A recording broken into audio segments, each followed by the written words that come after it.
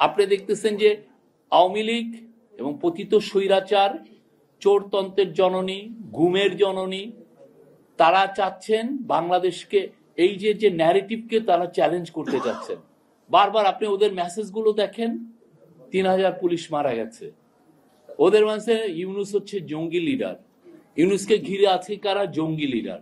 এটা কেন করছে জানেন? এটা খুবই ওয়েল অর্কেস্ট্রেটেড ক্যাম্পেইন, এবং এটা ইন্ডিয়ান মিডিয়াও এটার সাথে জড়িত।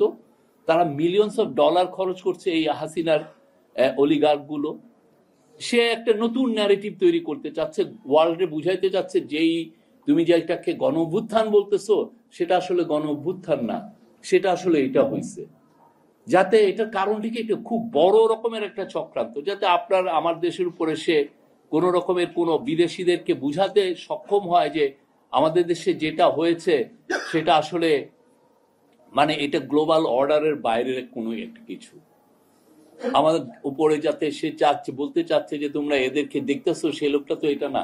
প্রফেসর ইউনূস পাবলিক লাইফে আছেন 6 দশক ধরে, তার প্রত্যেকটা বাক তার ক্যারিয়ারে সবাই চিনে, অথচ তাকে তারা এইভাবে পোর্ট্রে করছে। কারণ সে বাংলাদেশে যে একটা ইউনিক ইতিহাস, নতুন বাংলাদেশ, এটাকে উল্টে দিতে চায়।